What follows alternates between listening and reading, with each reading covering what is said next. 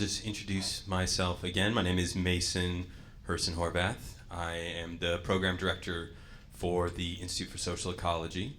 And this first session is just going to be our broad introduction to what I see as the core ideas of social ecology. And I'm going to hit you all with a lot, but we're going to spend the rest of the week going deeper into a lot of these things, particularly in relation to the politics and the practice of social ecology, of turning this into social reality through our movements.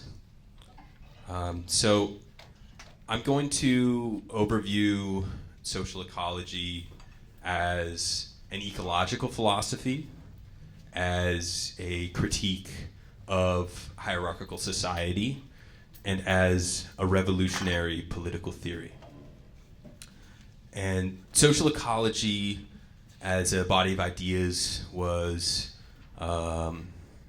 primarily developed in the mid-20th century, the 1960s, 1970s, in response to a number of things. First, to the apparent failure of Marxism-Leninism to emancipate humanity and create a stateless society, to the emerging ecological crisis that came to come into view in the mid-20th century, and to the global social ferment and upheaval of the 1960s, which cracked open people's thinking on a number of different fronts.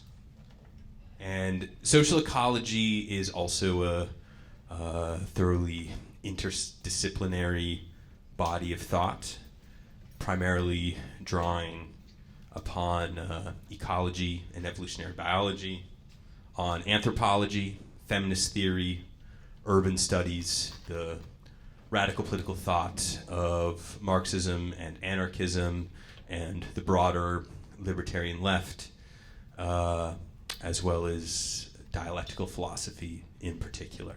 And we'll touch on the relevance of some of those things today.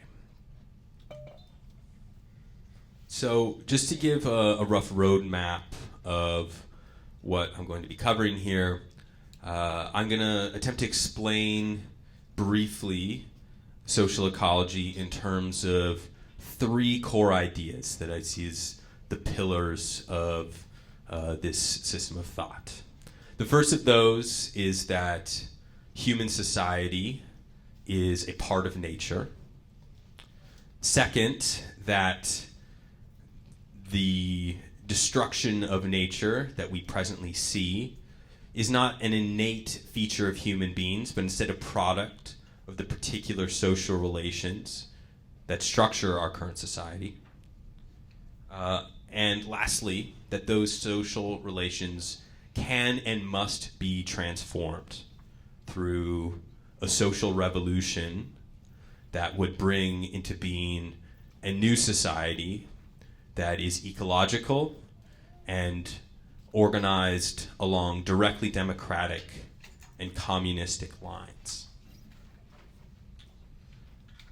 So we're going to dive into those first of those three to start. And I'll just pose back to you all, what do you think the word nature means, or what does it suggest to you? Life. What else? What arises from the planet? What arises from the planet? Relationships. Systems. What kind of systems?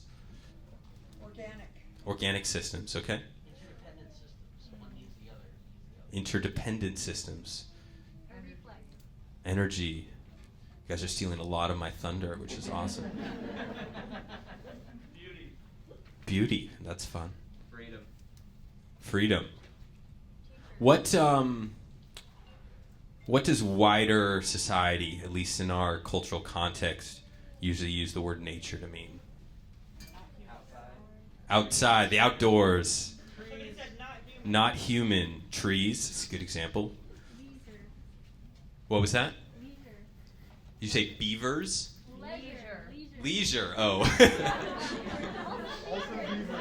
Also beavers. Great. Anything else that comes to mind? Wilderness. That's a very good word, particularly for the North American context. And is that a hand, Geechee? Yeah, I think from a propagandistic effort, they use nature to describe that things are normal, so they'd be like competition is natural. I'll just repeat into the mic for our folks on Zoom. Geechee said that the idea or word nature is also used in a propagandistic sense to mean normal or normative, to try to argue things like competition is natural. I think we could think of the reactionary uses of nature on another number of other fronts of what is normal and natural, such as with respect to gender, to class relations. And this is something that social ecology has focused a lot of intellectual energy on, of critiquing the way in which nature is used to naturalize hierarchical society. We'll unpack that a bit too. So in Western European-derived culture, we most often hear the word nature to refer to everything that exists except for us, except for human creations. The prevailing cultural narrative is that nature is the realm of the non-human, and when humans are involved, that's when things become non-nature. I think it's also important to keep in mind that that perspective on nature is a culturally specific one. It's not a feature of human societies broadly.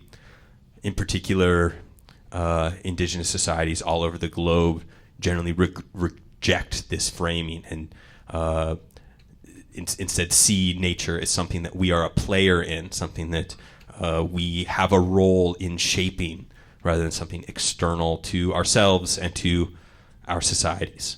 And I think it's important to frame that culturally specific ideological narrative about nature that we are taught in terms of the kind of society that we live in.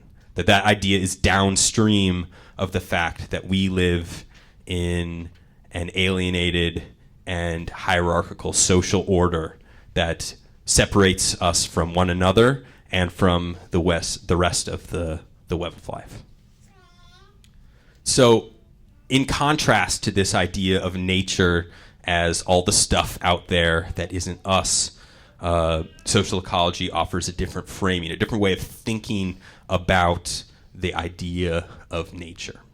And so, when I talk about nature in an ecological philosophy context, what I'm referring to is not just the stuff that exists, but the historical process of life's unfolding over evolutionary time.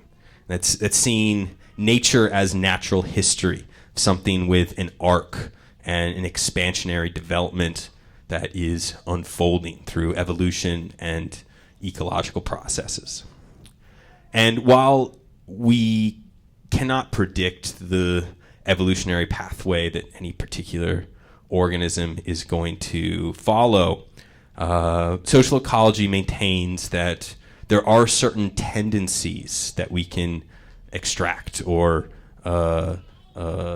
identify out of that natural history that arise from these underlying mechanics and dynamics of evolutionary change and ecological interaction. So I'm just going to point out what I think are three of the most key ones of those that shape our thinking about what nature is in a more expansive sense than this idea of a static outdoors wilderness nature.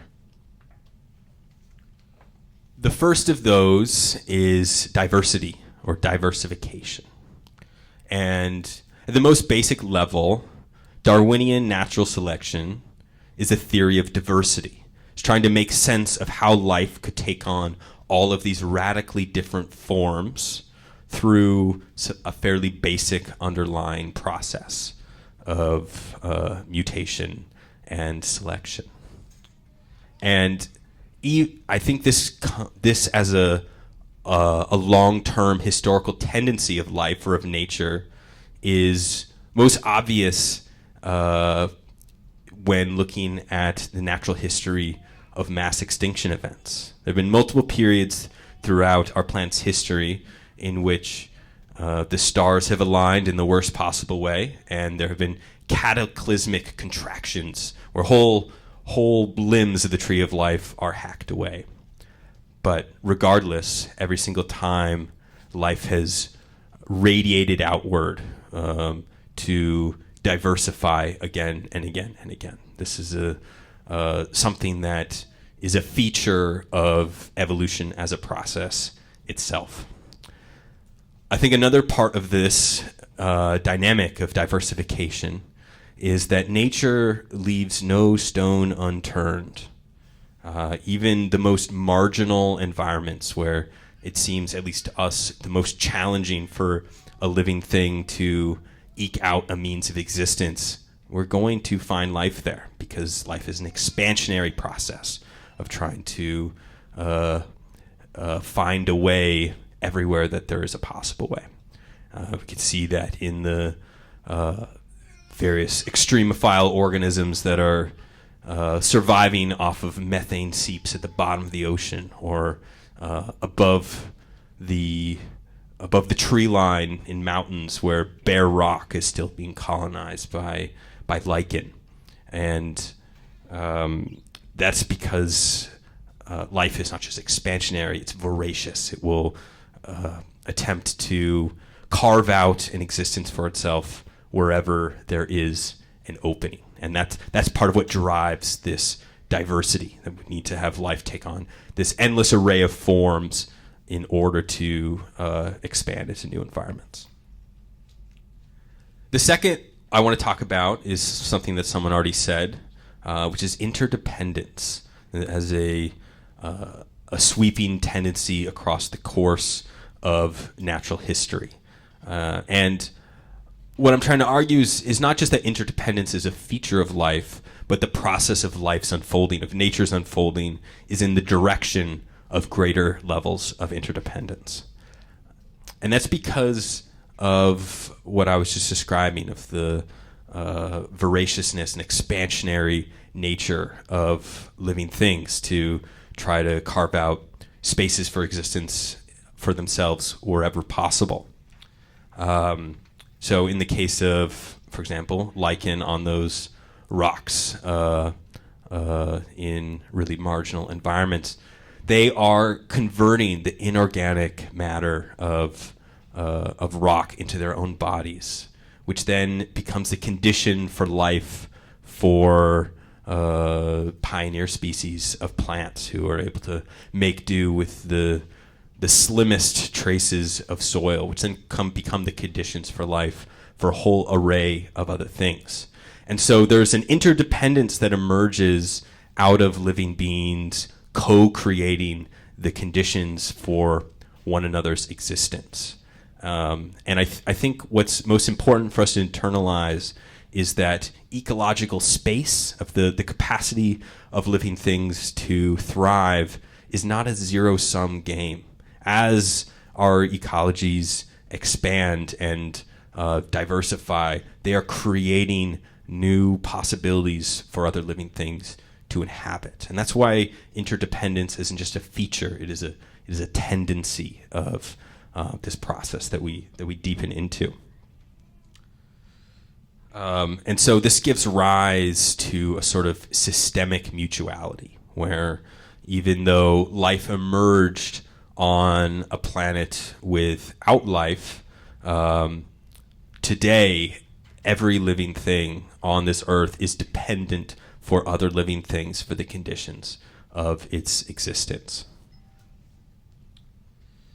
We can also see this interdependence playing out through the coevolution of symbiotic relations between different species, where they're not just evolving in relation to an environment, but to the evolution of one another. So you can see examples like particular pollinator species who have developed just the right shape of their proboscis to fit the flowers that have a particular relationship with them. Evolution is a process to knit our possibilities for existence together. I also think it's important to think about ecological stability, and one of the clearest takeaways from ecology as a science is that the most diverse and interdependent ecological systems are the ones that are most stable. Simplified systems are like stools with fewer legs, much easier to tip over, and are less capable of restabilizing themselves. And social ecology argues that this is true for human social systems as well, that diversity and interdependence are how we build resilience into our societies. Then the process of this unfolding diversification and interdependence also gives rise to an extraordinarily complex environment. And this is the driving force behind the third tendency that I'm going to talk about natural history, which is freedom. And we might, in that place of the word freedom, might also say something like subjectivity or self-directivity or consciousness. But in essence, what social ecology argues is that over the course of historical time, as the processes of ecology and evolution create a more dynamic environment, we have selective pressures for living things to be able to respond to complexity, which requires the ability to make decisions, to think, to select from an array of different possibilities. And this is what we see as referred to as living things freedom or consciousness. This exists at the most rudimentary level, even in single-celled organisms, where they are still, even absent a nervous system or anything resembling a thinking intelligence, able to take in sensory input from their surroundings and adjust accordingly.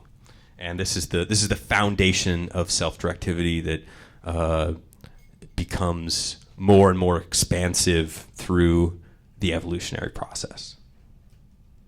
And it's obviously much more dramatic in multicellular forms of life, like fungi and animals and even plants. As with the other two tendencies, we can also see the evolution of consciousness as something that then acts back upon diversification and interdependence, where you have the conscious choices of animals playing a real role in their own evolutionary trajectories. It also means that living things can consciously innovate new forms of mutuality that wouldn't just evolve without thinking beings taking them on.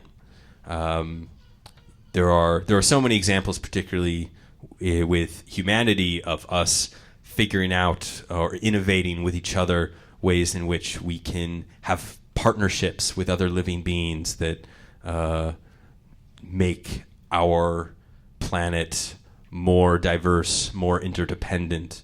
And so these three tendencies are continuously acting upon each other as life expands.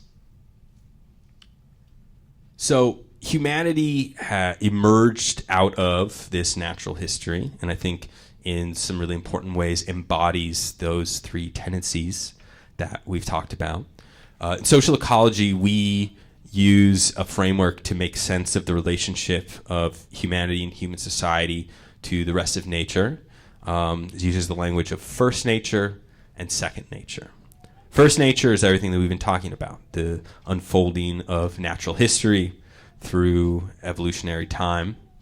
And second nature is, in essence, the idea of culture or society, that this is something that is nested within first nature, but it's not really reducible to first nature. We can't explain human social evolution through Darwinism because the dynamics of that process are different. So in essence, there's a new historical process that emerges out of first nature that takes on a sort of life of its own.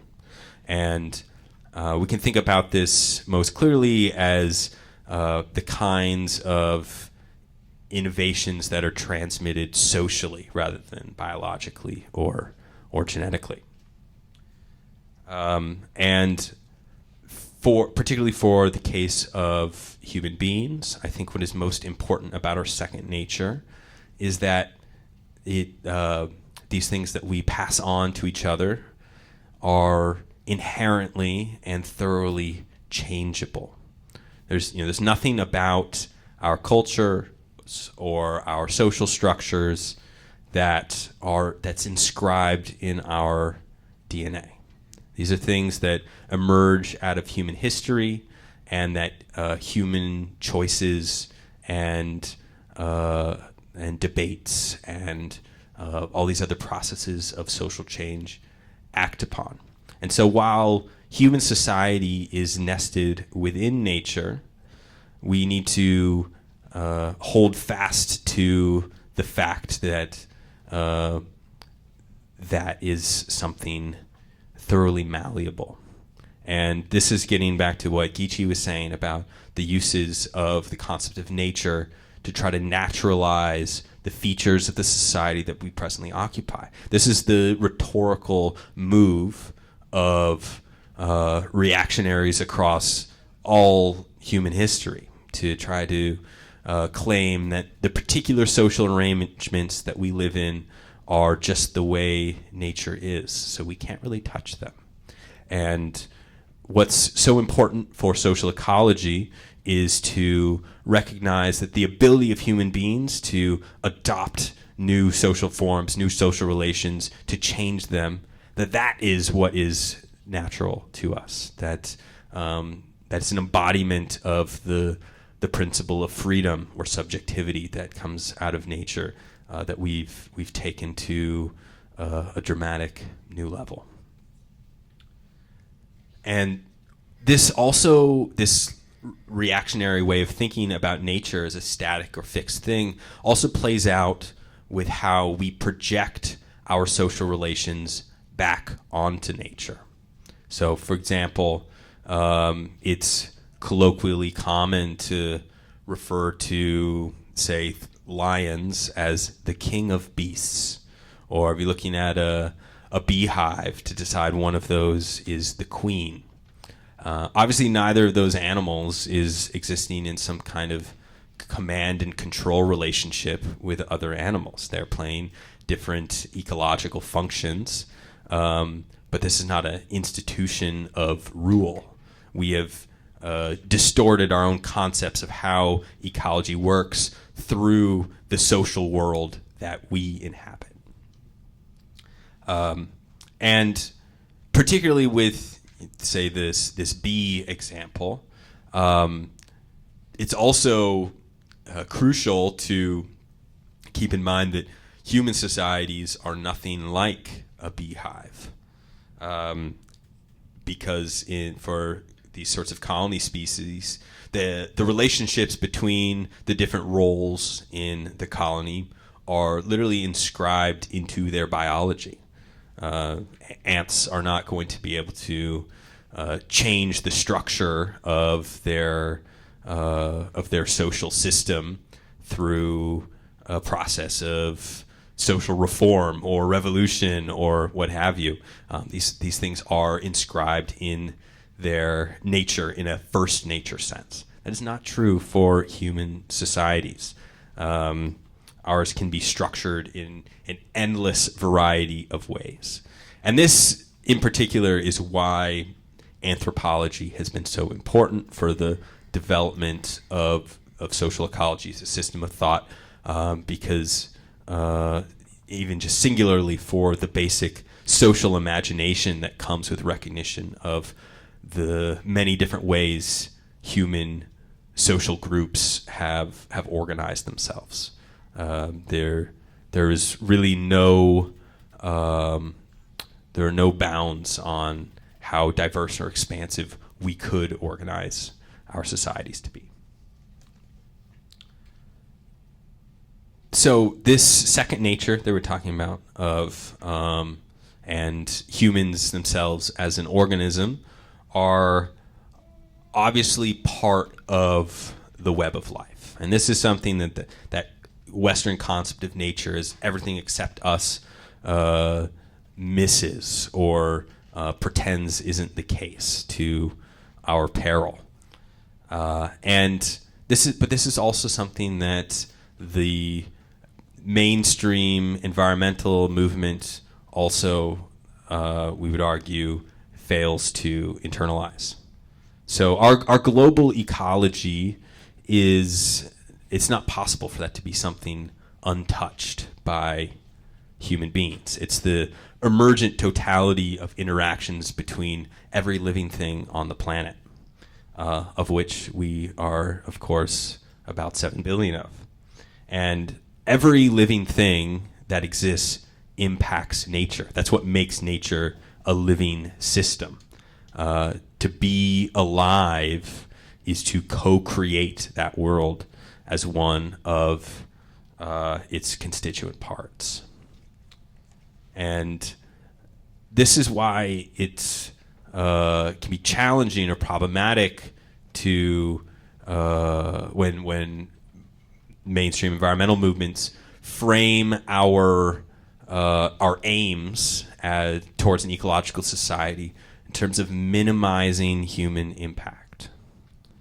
And to the contrary, social ecology maintains rather that human beings have the ability to play a positive ecological role, that we can be contributors to ecological processes in which those ecosystems would be worse off without us. For example, I'm coming to you from northwest Washington State on the Salish Sea coast, where for the last at least 5,000 years, indigenous people there have cultivated along the shorelines what are called sea gardens. And these are monumental structures of many tens of thousands of pounds of rock and other materials that have been assembled across generations based on their depth of ecological knowledge of tidal zones to create the kinds of environments that foster the flourishing of clams and oysters and various other tidal animals. And what's extraordinary about these is they don't just maximize the food resources available to human beings who live there, but they also are the most abundant, flourishing, and diverse stretches of tidal area that exist. Human beings are playing a keystone species role in the creation of ecologies that are more diverse, more interdependent, that create the greater possibilities for free, conscious life. And this is the claim of social ecology, that we should try to think about the creation of an ecological society not in terms of how do we extract ourselves to let nature do its thing, but how can we consciously play a role in that process that furthers it rather than harms it. Capitalist society, of course, is doing precisely the opposite. I'm just going to read a quote to you from one of the books of the main theorist of social ecology, Murray Bookchin. He wrote an excellent book called Remaking Society, which is kind of an intro overview of the whole swath of social ecology. Is about a body of ideas. He wrote, "We live under the constant threat that the world of life will be irrevocably undermined by a society gone mad in its need to grow, replacing the organic by the inorganic, soil by concrete, forest by barren earth, and the diversity of life forms by simplified ecosystems. In short, a turning back of the evolutionary clock to an earlier, more inorganic, mineralized world that was incapable of supporting complex life forms of any kind, including the human species." And that's why having a theory or a concept of life and natural history's overarching tendencies is important for thinking through questions of ecological ethics. In essence, what social ecology argues is that the role of humanity in nature should be to consciously further those tendencies that I was describing. That we should strive to make our role in nature be to foster greater levels of diversity, greater levels of interdependence, greater levels of freedom. Clearly, the kinds of social systems that we live in today are doing the opposite. We are turning back the clock on evolution, of choking off the space for diversity and interdependence in the world that we inhabit, and in so doing, undermining the possibilities for our own flourishing and survival.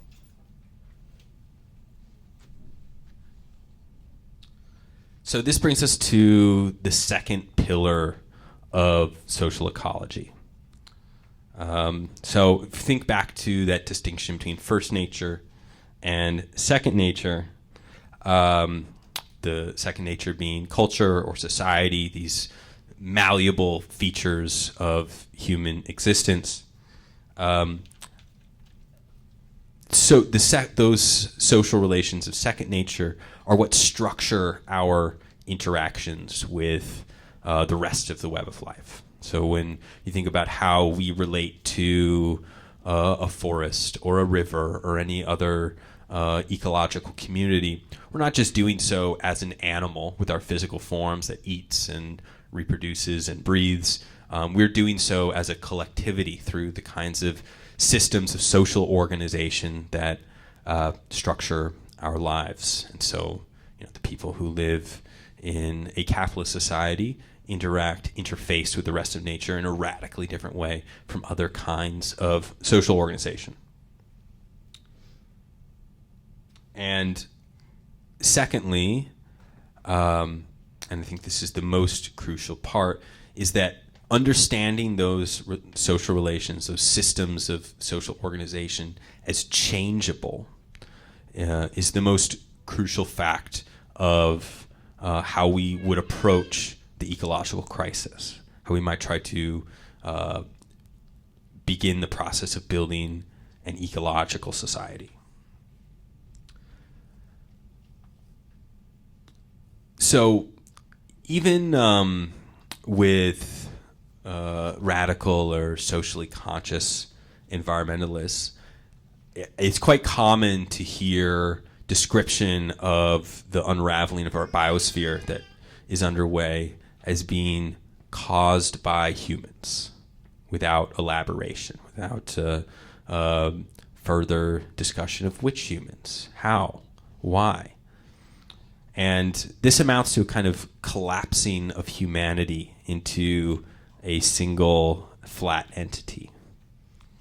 As if this kind of destruction is just an inevitable result of the presence of human beings, or if we are a sort of horde of locusts devouring the world. And it treats humanity as an undifferentiated or unproblematic whole. And so what this means for our environmental politics is if you just think of the presence of humans as equals damage to nature, then if you want to do things to defend nature, you don't have very many options. That can express itself in wilderness conservation politics of we want to remove human beings from certain cherished ecosystems.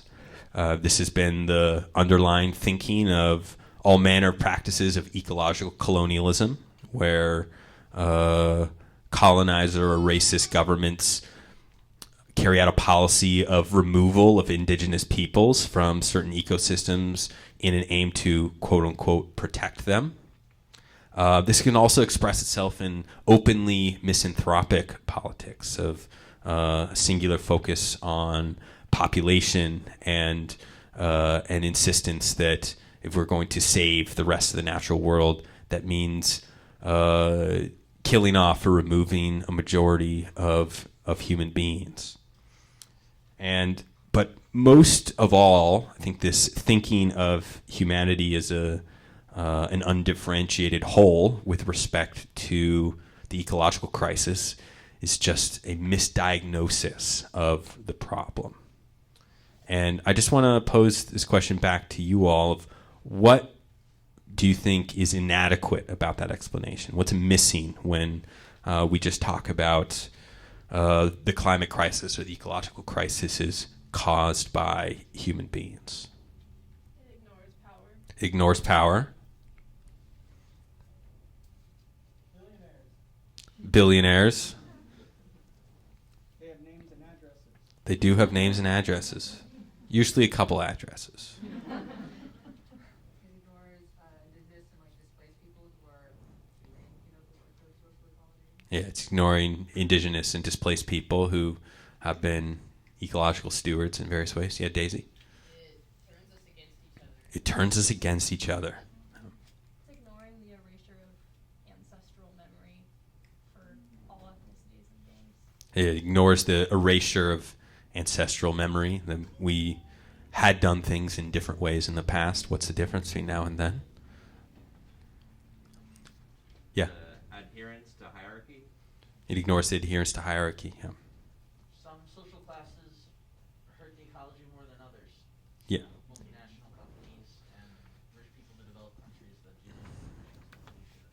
Right. The damage to nature is not evenly distributed across the human population. It also allows for the conversations about population and saying that if we reduce our population if we reduce the human population, then all of our problems will be solved. Yeah, it imagines that population reduction, rather than any kind of qualitative change in the nature of human society, could solve our problems. There's a couple particular things I want to throw out there as well. That I think are crucial gaps in that narrative about why we have an ecological crisis, which you all have touched on to an extent.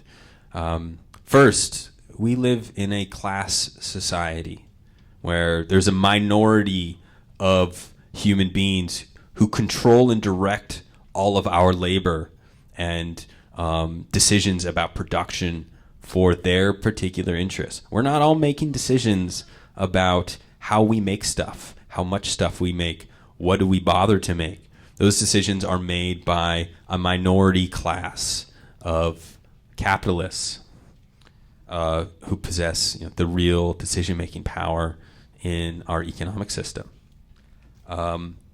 We live in an undemocratic society.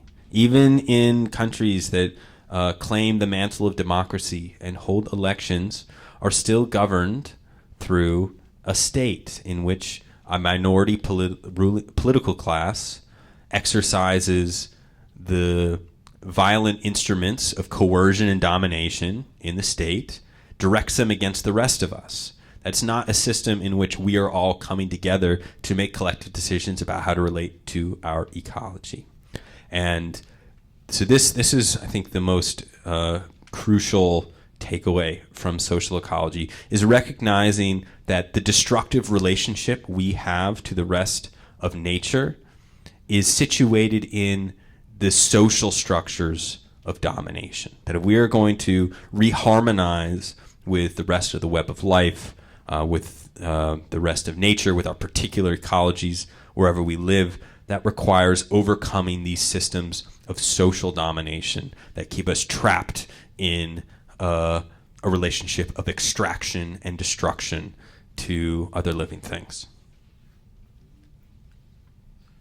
This relationship of social hierarchy and environmental devastation has both a material aspect and an ideological aspect. So, in more concretely materialist terms, the basic dynamic here is that systems that empower a ruling class give them the power to pursue environmental destruction in pursuit of their particular interests, even if that is damaging to the rest of us. It's because their social power allows them to undermine the conditions of all of our existence because it benefits them in particular.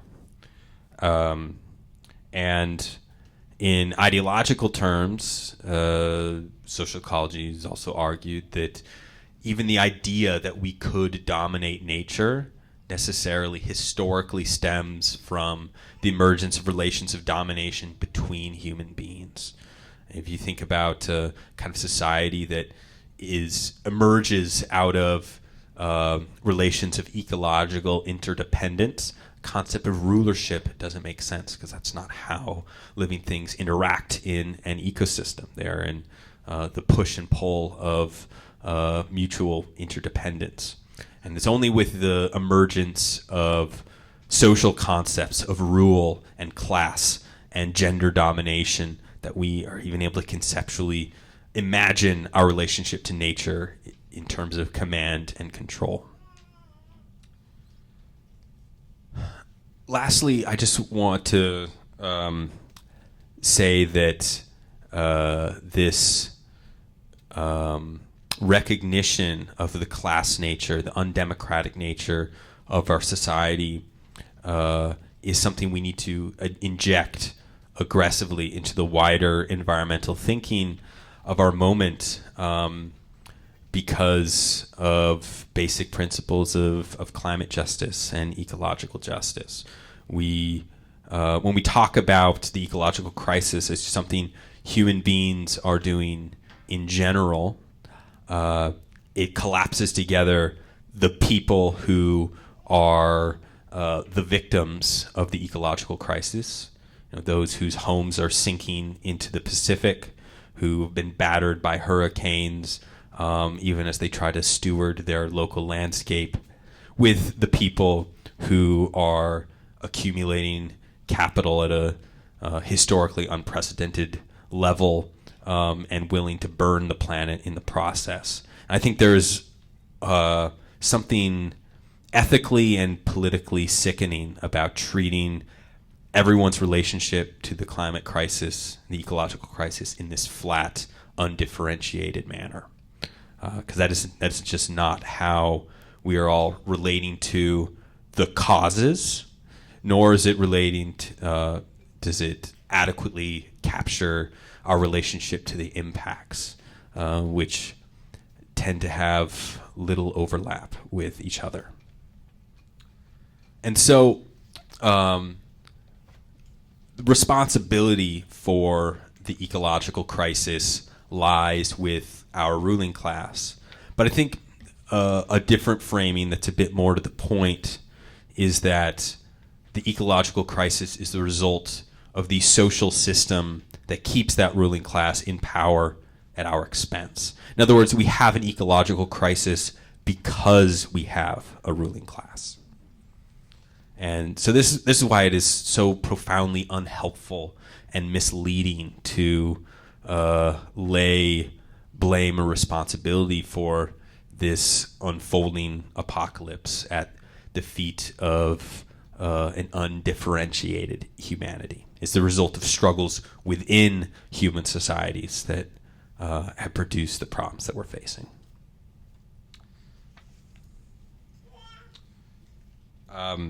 And this kind of framing, as we were saying before, it recasts the problem in these quantitative terms of the issue is how much we're making, how many people we're trying to feed, rather than qualitative terms of the kind of social system, the kind of society that we live in.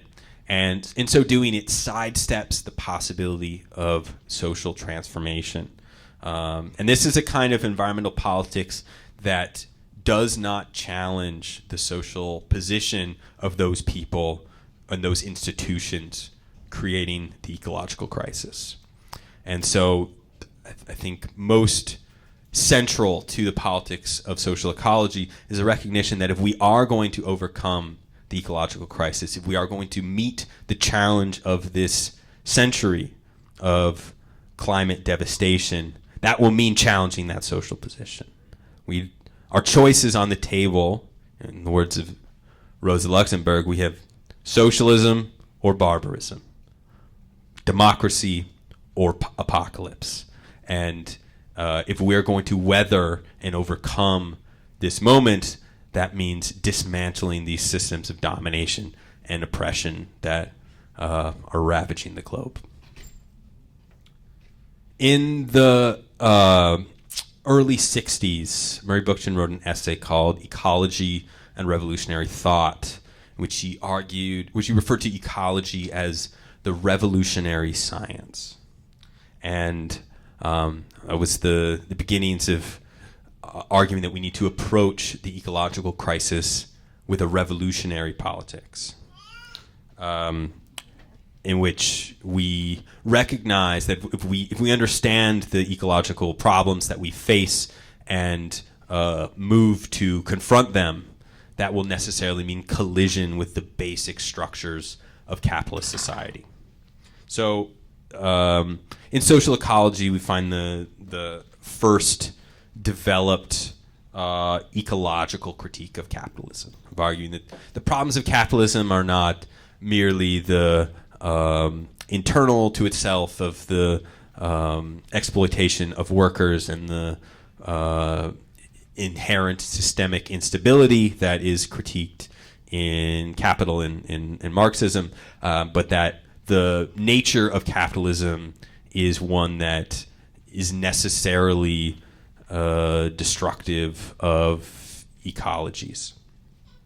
Capitalism's need to prioritize accumulation and profit over all else it is what systemically, structurally requires the undermining of the environmental conditions of human flourishing. In Remaking Society, Bookchin wrote, "Capitalism can no more be persuaded to limit growth than a human being can be persuaded to stop breathing. Attempts to green capitalism, to make it ecological, are doomed by the very nature of the system as a system of endless growth." Social ecology also extends this ecological critique, though, beyond capitalism and class society alone. It's deployed as a challenge to all systems of social hierarchy, and this, in part comes back to its emergence in the 1960s in the context of the civil rights struggle, the gay and lesbian movement, the women's liberation movement, as the context for these ideas coming together. But social ecology broke with Marxism's more narrow focus on class as a matrix of domination. And so this ecological critique is applied more expansively against all systems of hierarchy. In an attempt to do so, social ecology was an early form of what we would today refer to as intersectionality. And so the argument that social ecology makes is that patriarchy, colonialism, white supremacy, the state, all of these systems of human social domination will similarly unravel our relationship with the rest of nature. Okay, so this I'm just wrapping up here. The second pillar of social ecology, I would just sum up as the ecological crisis is a social crisis. Destruction of nature is not just something that is caused by humans as such, but the particular relationships of domination that structure our societies. And what this means also is that reformist politics that attempt to resolve our environmental problems without touching the basic structures of society are doomed to fail or to be inadequate. Because the power of those institutions, our governments, our business leaders, rests on a system of hierarchy that is itself destabilizing the climate. So they are structurally incapable of challenging it. And so that challenge must necessarily come from below. So this brings me to the third and final pillar, fundamental idea of social ecology, at least as I understand it, which is that if we're to reorganize society and its relationship with nature in a way that upholds the interests of everybody, that will require a politics without rulers placed above us, a fundamental restructuring of power. And that entails a social revolution, a means of overturning these systems of domination. So we need to understand that social revolution as not only possible, but necessary. As I said before, socialism or barbarism, democracy or apocalypse. The politics of social ecology are therefore also both oppositional, we are trying to fight against these systems of oppression, but also reconstructive. We're trying to, in the process of our struggles, create the new society that is democratic, that is egalitarian, that is ecological, through the process of building a mass movement. And this is the political vision of social ecology. I think this is also where a little bit of social ecology biography would be helpful here to give a sense of where these politics are coming from. So, as I said before, the primary theorist of social ecology was a guy by the name of Murray Bookchin, who was born in New York City in just a couple years after the Russian Revolution, to a family of Russian Jewish immigrants who were all themselves revolutionaries. Bookchin's grandma had been a card-carrying member of the Socialist Revolutionary Party in Russia, and he joined the youth wing, the youth league of the Communist Party here in the United States at the age of 9. Spent his childhood doing stump speeches on the streets in New York City, as a teenager fighting Nazi gangs in the early 30s.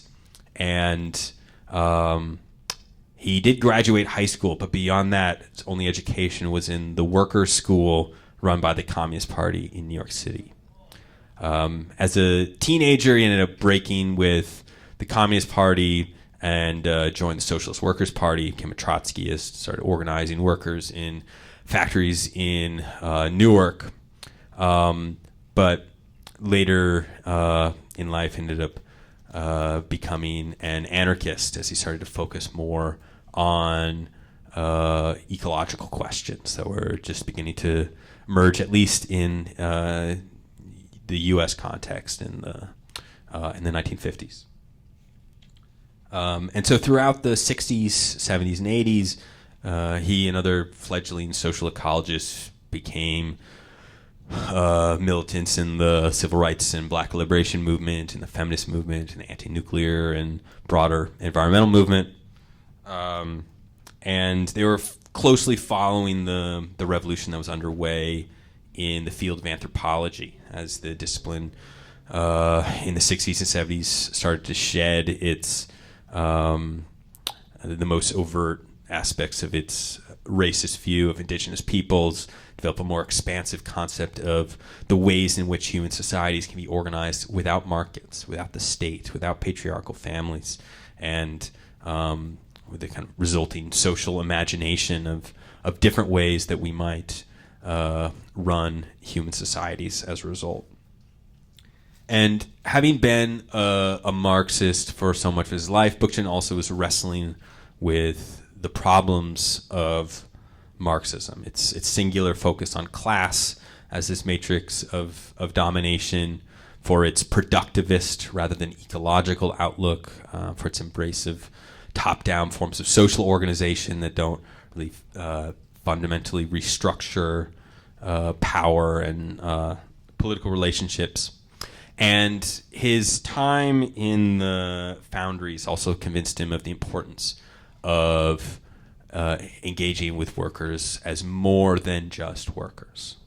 As Audre Lorde, who's a big influence on social ecology, would say later, there's no such thing as a single issue struggle because we don't live single issue lives. And so social ecology reoriented away from the workplace as the sole site of political struggle towards the neighborhood, the community, as these settings for people to come together and more expansively address their interests as parents, as people who live next to a polluting industry, as people who take the bus, all these other things that shape our political and social interests. And at the time, throughout the 20th century, Marxists generally dismissed environmentalism as a sort of middle-class sentimental concern, and at the same time, Marxist-Leninist states elsewhere in the world were inflicting catastrophic ecological damage on their own societies. That has really changed in more recent decades. I think this ecological critique of capitalism that originates in social ecology has now been generalized across the radical left more generally. I think it's really valuable that most socialists now see the climate crisis not as a distraction from the struggle against capitalism, but as a source of revolutionary urgency. And I think it is important for us to build on that, to try to push that ecological critique further so that eco-socialists can understand how it relates to other axes of oppression and domination. That's something that needs to be leveled against colonialism and white supremacy, against patriarchy, and against the state. So as Bookchin and his comrades continue their study of indigenous societies, as they start to wrestle with revolutionary histories and the conflicts that would emerge between the rising popular masses themselves and radical political parties that actually took power, as they grappled with the emerging ecological crisis, they came to the clear realization that addressing these challenges requires a revolutionary politics aimed at the overthrow of the social system that we live under and the creation of a new kind of society organized according to the principles of direct democracy, of egalitarianism, and of ecological consciousness. And through such a society, we would empower ourselves to manage our common affairs without recourse to rulers above us. And I will stop there. I'll just say that we will particularly pick up on this final pillar throughout the week, talking more about what actually it looks like to build a revolutionary movement aimed at direct democracy, at a cooperative and egalitarian society, at the overthrow of institutions of repression. But for now, I'll just pause and let other people take up from there. Welcome back, everybody. So we have a mic set up in the back, and if you have a question to share, or possibly just a really valuable insight that came up in your small group discussion you want to bring back to the whole group, just ask you make a line at that mic in the back, and then we can run through folks more efficiently. Who would like to kick us off? All right, so the question is from a disabled person with limited, I hate to say spoons because I don't love that, but limited spoons. How to basically like survive while doing the work with limited resources. Of movement building in general? Like how to survive within the dominant system that we're in while also doing the work to like realize, more just like systems of organizing. Does that make sense? Yeah.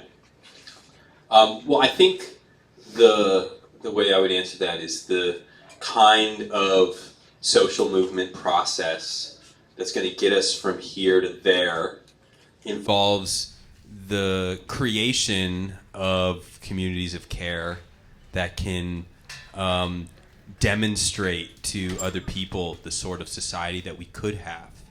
And if we are building the kinds of means of providing for one another's needs, not just as a way to do our political work, but as the political work, I think that's a way to involve people of a whole range of different capacities and needs in the making of a new world. And so we need to have local grassroots movement ecosystems that are capacitating their organizers by being able to organize our own access to housing and to food and to medical care, so that we're making the road by walking, building the new world in the shell of the old, as a way to further our political project. I'm just going to insert questions from the Zoom periodically. And so there's one about how we can approach talking to, it says specifically older generations, but also people in general who still believe that reformism within capitalism can solve our problems. Probably should talk to some older people about that. But I think our greatest ally in this is the failure of those reform strategies themselves, like the disconnect between the aspirations of people who invest their political energies in those and what they actually deliver. And I think we need to be there, ready to meet people where they're at, to convert their disaffection into enthusiasm for an alternative. And there are so many people in this country who want something different, but don't know where to turn. And I think it's really interesting, for example, that in the current moment, Trump's approval ratings are the lowest they've ever been, and yet the political opposition, the Democrats in Congress, have just hit the lowest approval rating they have ever had. Nearly 19% of the American public gives a thumbs up to the Democratic Party's conduct in Congress. And I think there is a hunger for something different, even if it's just more aggressive fighting back against the current regime. And we need to be able to develop means of messaging that can tap into why people think what's happening now isn't enough, and to give them something concrete to put their energies into and their weight behind. Our group talked a little bit about some of the potential benefits and pitfalls of drawing values and lessons out of nature in either direction. And we talked a little bit about that being an ongoing debate in social ecology. And I'm wondering if you can kind of talk a little bit about that. Sure. So what Katie's referring to is what's known in philosophy as the naturalistic fallacy of trying to make normative claims rooted in nature and what is. And so social ecology is in at least one way a criticism of the ways that oppressive social orders have done this, where they try to argue that nature is competitive. It is red in tooth and claw. It is an arena of domination, and only the strongest survive, as part of the scientific framing of the ideology of capitalism. And so there are critics of Bookchin within social ecology who argue that he's kind of doing the same thing in reverse, of trying to project our preferred political values and goals back onto nature, to see nature instead as mutualistic and diverse and interdependent and all of that. And I think it's a productive and important philosophical debate. I think I disagree that this rooting of ecological ethics in natural history is a naturalistic fallacy per se, but what I would just pose to people is, in contrast, is, or like in response, is how do we make sense of what is wrong about mass extinction? There's a really interesting book that I would encourage you all to read, called Wild Souls by Emma Maris, which is a kind of a critique of conservation ideology and ethics from an animal rights perspective, basically like laying out all the ways in which conservation practice can be harmful to individual animal beings. And we do things like mass killing of invasive species and things along these lines. And in there, she wrestles with this philosophical question of why does a species matter? And one of the philosophers she talks about in there, whose name escapes me, sets up this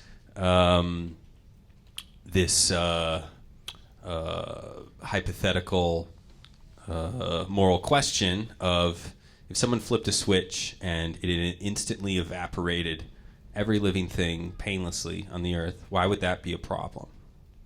And if you're only thinking in terms of moral value, in terms of like harm to specific beings or the experience of suffering or pain, it's hard to come up with a persuasive answer to that. Yet I think we all viscerally feel that that would be the most monstrous crime it would be possible to commit. And I think why we feel that intuitively is because all the possibilities of flourishing are of anything being good for any living being is rooted in these processes of ecological flourishing and interdependence and mutuality and the sort of evolutionary drive towards an expanding system of life. And so if we lean into those kind of moral intuitions, combine that with a study of how ecology and evolution actually work, I think that is a way to anchor our ethics in trying to play a positive ecological role. And that's not to say that we should copy what nature does, but it's a way of thinking about how we can be ecological actors for kind of a more expansive sense of good. And I think that I'm happy to hash this out with other folks too. Me and Max have this debate a whole bunch, and it's a fun one. Emma Marris. Marriss. And if folks are noodling on questions, I would encourage you to just head up to the mic because it is wide open. I'm thinking about, you acknowledge that the climate crisis and the poly crisis is created not by humans but by the systems that we're under. And I'm thinking about the role of yes and living under these systems for, hundreds to years to thousands of years, depending on our closeness to indigeneity, the way that that's traumatized and shaped who we are. And I'm kind of curious if you have stories or ideas on on practices of healing or kind of relearning ways of relating to each other that can make this world building more possible and make us the people capable of building it. That's a really great question. We talk about it in our workshop on Monday. Yeah. I think one of the important themes of the political thought of social ecology is on the role of practicing democracy as a way of turning ourselves into democratic beings. Something that Kali Kuno always says in talking about the importance of cooperatives, for example, is even if these are not something that's going to overcome the capitalist system, they are spaces for us to learn how to do democracy with each other.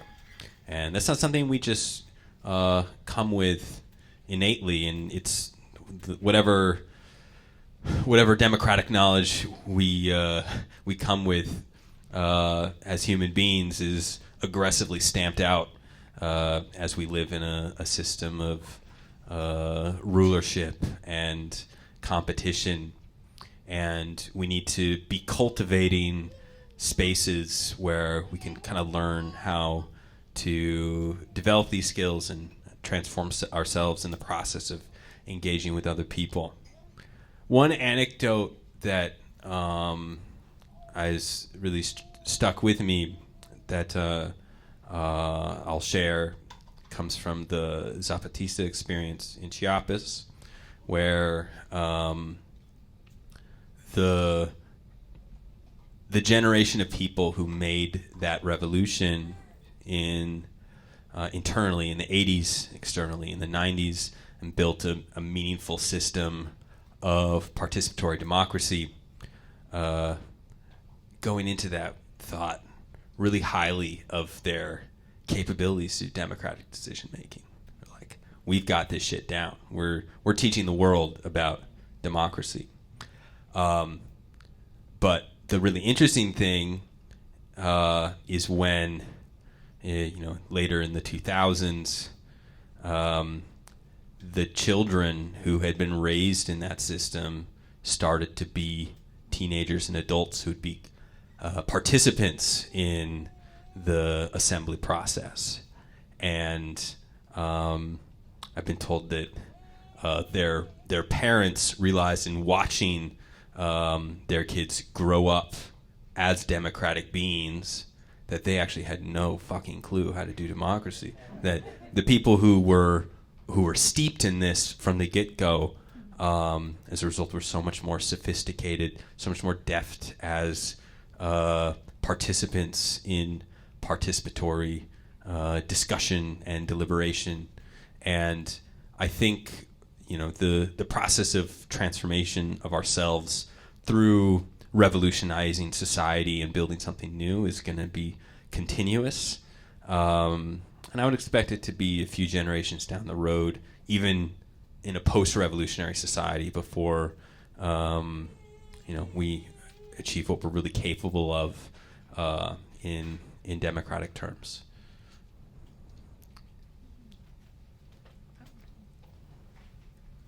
Hello. Hey y'all, I'm Idris again. So I was kind of wondering about kind of in the framework, the distinction between first and second nature, where like, kind of like what my understanding of those, hi baby, these two concepts were kind of like first nature was more about the kind of like biomechanical kind of understandings of evolution, diversification, all of that, and then second nature were more of the social structures. However, like I feel like we can, I don't know, like to me, the framework around the second nature felt sort of like ascribing an additional like moral functionality to humanity. It was my understanding that like second nature was posed as something that's only humanity is capable of, like these sorts of like complex social structures that can be malleable and experience, revolution. And I guess just like in my personal ecological knowledge, I'm not sure if I resonate with that completely. And so I was just wondering about the distinctions between those two, if there was like a functioning for that distinction between first and second nature. Yeah. Like why is it an important line to draw? Yeah. Okay. Well, I'll start with what you said about this being limited to human beings. At least in Bookchin's work, he definitely talks about second nature as a feature of humanity specifically. I think this is just wrong or incorrect, and that we know a lot more about various animal societies to definitively say that. I don't have time here for us to like really unpack this, but last year I wrote an extremely long discussion of this that's in the ISE's theory journal called Harbinger. The piece is called Second Nature Beyond the Human. Basically, when I argue that there's a variety of other, at least animals, who have their own second natures that are kinds of social institutions and practices that are transmitted socially rather than biologically, and that this has all kinds of ramifications for our ecological philosophy. But I do think the distinction between first and second nature is really important because it frames the processes by which those things can change. Everything in first nature changes. That's what evolution is. But that kind of change operates on evolutionary timescale. And I don't think it is in the cards for us to count on our underlying human biology changing through natural selection to get us to an ecological society. And we're in luck, though, because part of that underlying human biology is a capacity for extraordinary adaptation, including social adaptation. And so by recognizing that the kinds of changes that we need are not in the realm of first nature, but in second nature, it opens the door for us to think about more radical, rapid transformations of how human society works. And the way that human societies are organized have undergone extraordinary changes in the blink of an eye in geological terms, where we now have a social system that dominates the entire globe that did not exist 500 years ago. And we need to recognize those social systems as inherently changeable if we're to be able to approach them in a way that will get us to where we need to be. I think this distinction between first and second nature is also important for conceptualizing what is so wrong about the reactionary essentialists who argue that patriarchal relationships are just rooted in human nature, or that competitive social behavior is rooted in human nature. These are things that are culturally inculcated in us and can be undone without changing the biology of the human being. And there's nothing inevitable or unchanging about those. And I think that's part of why we emphasize this distinction. Hi. I was reading in Eleanor Finley's really good book, Practicing Social Ecology. It talks about post-scarcity and how that's been a really important part of social ecology theory. And then it kind of tries to build on it by saying that, like, perhaps technology or advanced technology isn't actually that necessary to achieve post-scarcity. So I'm kind of curious what conversations you've been having about that at ISE. That's a great question. And it's something that Rob and I were just chatting about during our breakout time too. One of the interventions that Bookchin made in the historical thought of Marxism is trying to overturn the conception of nature as a space, as a realm of necessity, and of he called it a stingy nature, where for those of you who aren't like super steeped in historical materialism, Marx basically argues that the system of primitive communism that various hunter-gatherer societies had needed to be set aside so that we could deepen or expand our technological powers of mastery over nature, so we can actually meet our needs. And that's because nature sort of sucks, and there's not enough to go around, and we can only free ourselves by expanding our mastery over the natural world, and that's what sets us through these various historical stages all the way up to communism round 2, except this time we have tons of awesome technology to pull it off. And Bookchin challenges this by trying to reconceptualize humans' relationship to nature as a realm of abundance, that if we are in right relationship with our ecology, there's more than enough to provide for all of human needs. And if you take that as your baseline, there's no reason why at any scale of technological development that we can achieve an egalitarian society in which human needs are met. And I think this is an important lens when we think about the decolonial aspirations of our movement, because in the Marxist case, for example, there's an uncomfortable conclusion that comes from the assertion that the whole world needs to become capitalist before we can achieve an abundant communist future, and that's like seeing the spread of capitalism as it colonizes various indigenous societies as something that's historically progressive. I think that's a real mistake, and is part of why we need to be rethinking post-scarcity, not simply in technological terms of a Star Trek style fully automated luxury communism, but as the sort of social relations that would achieve post-scarcity in all kinds of ecological or technological circumstances. And I think this is especially clear when we think about the ways in which scarcity is enforced artificially in capitalist society to facilitate accumulation and profitability. A different kind of social organization can meet folks' needs without, but it would mean that the bosses don't make as much money. Yep.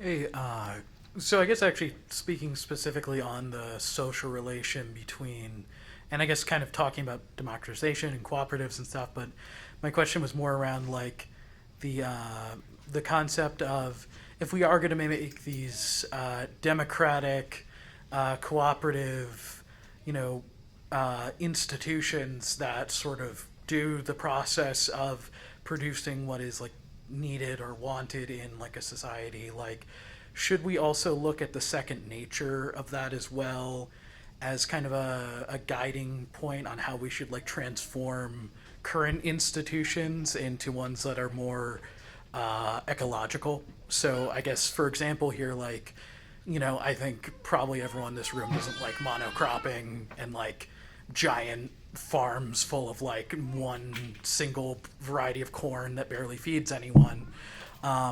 Instead of like having sustainable practices and, like can second nature help like kind of guide us towards what it would look like to make both something sustainable as well as democratic and cooperative, I guess. Do you mean, can first nature guide us to that? Like you've seen the sort of diversity of ecologies is informing how we should do, for example, agriculture instead? Well, I guess I could say both, honestly, because I was thinking in terms of second nature and how, like, it's the human social relations and stuff and how, like, we can observe what we do in our current social relations to sort of translate that into what we need to transform later on. I'm kind of getting a little abstract, but I hope that makes sense. Okay. So how about this? I just hear the last two people who are in line real quick, and then I'll try to wrap us up. Okay. And I'll try to weave in all three of your questions. Cool. So I was wondering if you could speak more as to kind of some of the evolution of social ecology. Like I know in Rojava, they have really integrated genealogy or the science of women into a lot of the teachings around this. And I'm kind of curious how social ecology has maybe integrated some of those ideas and other ideas around intersectionality that have become more emergent recently. And I just had a book list question, because one of the things that I always liked about Murray Bookchin as a thinker and the Institute for Social Ecology in general is the sort of lack of cultishness. It's not so much like, okay, there's like this orthodox doctrine that you're holding to, blah, blah, but Murray himself took a lot of his ideas were inspired by the latest, what was then the latest anthropology, ecology, biology, etc. And a lot of people who work at the Institute now don't just take, Murray's word as law, but critique him or expand with new trends and whatever. So if you want to be a good Bookchinite and not be a dogmatic Bookchinite, what kind of things from science or economics or history or whatever, what books would you recommend them to read that have nothing to do with Murray Bookchin? I think the top of the list I would put there is The Dawn of Everything by David Graeber and David Wengrow, which entails throwing out the window a lot of the anthropological thought in Bookchin's work, even if it kind of captures the spirit of what he was going for in a much more powerful way. That's a fat text, so that would probably be a lot. I'll have to think more on the sciences side, but if anyone wants to chat with me, I could like send you some good links. And Nick and Max and I kind of have a running group chat of contemporary science things that relate to social ecology's philosophy in important ways. I'm sure we could dig some stuff out of there for you as well. I'll just work backwards here. As far as like the influence of women's liberation in the Rojava Revolution, I don't think it's the case that has re-injected feminist thought into social ecology simply because women's liberation was really at the heart of the emergence of social ecology, something distinct from Marxism and anarchism right at the get-go. And so for example, we were talking about in our breakout, the idea of ecofeminism was coined and developed at the ISC in the early 70s. Really urge you all to check out the work of Nestor King, in particular, is kind of a pioneer of discussion of the relationship between the oppression of women and the exploitation of nature. Another book that I'd recommend is Ecology of Everyday Life by Haya Heller, that is tackling a lot of these questions. But I think one of the interventions that the thought of Abdullah Öcalan and the Rojava Revolution has sunk its teeth into, in particular, that's really important, is seeing the oppression of women as not just a contemporary problem, but foundational to the whole system of hierarchy and social domination historically, the emergence of the state, of classes, all coming back in their social theory to the oppression of women in the family. And that's why they have focused their political project on overturning hierarchy in the political realm and in ourselves as the heart of what they're doing. I'm going to stop there, but Daisy, do you have a thought you could just wrap us up with? Oh, I was just going to say, I don't want to sound like a noob of like books that people should all read, but like Emergent Strategy is always the OG, and like I don't know, it's written by Adrian Reed Brown. If y'all haven't read it, if you haven't read it by now, like I forgive you. Everybody's literally read it. Anyway, helping us to understand different nature processes, things that we see in nature. How does that reflect like in the relationships we want to build with one another, and that building on to like bolstering and powering our movements and stuff. But it's really rooted in the nature of people, and how that's also reflected in like nature. Yeah. Great, thank you.